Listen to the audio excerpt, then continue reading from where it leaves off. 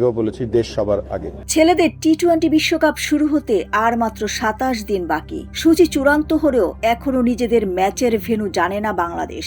বিশ্বকাপের আগে এমন অনিশ্চয়তা টাইগারদের জন্য নতুন কিছু নয়, তবে এবার পরিস্থিতি আরও জটিল, যার কেন্দ্রে আছেন পেসার মুস্তাফিজুর রহমান। আইপিএলে মুস্তাফিজুর রহমানকে ঘিরে তৈরি হওয়া সংকট এখন প্রভাব ফেলছে পুরো বিশ্বকাপে বাংলাদেশের অংশগ্রহণ নিয়েই। 9 কোটি 20 লাখ রুপিতে মুস্তাফিজকে দলে নিয়েও শেষ পর্যন্ত তাকে ছাড়তে বাধ্য হয় কলকাতা নাইট রাইডার্স। ভারতীয় ক্রিকেট বোর্ড বিসিসিআই এর নির্দেশেই এই সিদ্ধান্ত নেওয়া হয়েছে বলে দাবি সংশ্লিষ্টদের। এই ঘটনায় ক্ষোভ তৈরি হয় বাংলাদেশের ক্রীড়াঙ্গনে। এরই ধারাবাহিকতায় নিরাপত্তা শঙ্কার কথা জানিয়ে ভারতে খেলতে না যাওয়ার সিদ্ধান্ত নেয় বাংলাদেশ ক্রিকেট বোর্ড। বিসিবির পক্ষ থেকে আইসিসিকে চিঠি দিয়ে জানানো হয় বাংলাদেশের ম্যাচগুলো ভারতে নয়, সহ আয়োজক শ্রীলঙ্কায় আয়োজন করা হোক।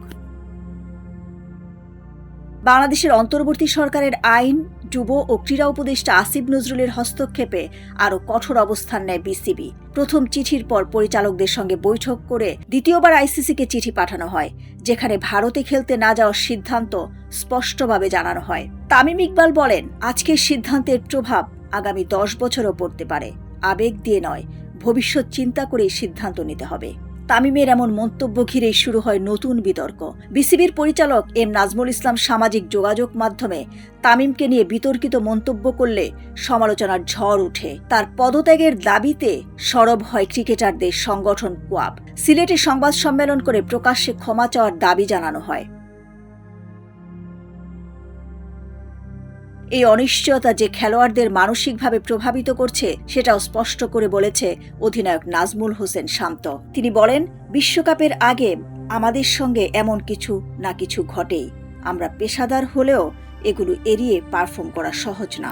এদিকে সমস্যার সমাধানে আইসিসি চেয়ারম্যান জয় শাহ ভারতীয় বোর্ডের সঙ্গে বৈঠকে বসতে যাচ্ছেন বলে জানিয়েছে ভারতীয় গণমাধ্যম। তবে দ্রুত সমাধান মিলবে কিনা তা নিয়ে সংশয় রয়েছে। এর মধ্যেই নতুন প্রস্তাব দিয়েছে পাকিস্তান ক্রিকেট বোর্ড।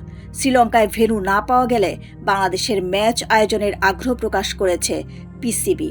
তাদের দাবি, নিরাপত্তা ও আয়োজন দুই ক্ষেত্রেই তারা প্রস্তুত। গ্রুপ সিতে বাংলাদেশের প্রথম ম্যাচ 7 ফেব্রুয়ারি কলকাতার ইডেন গার্ডেন্সে।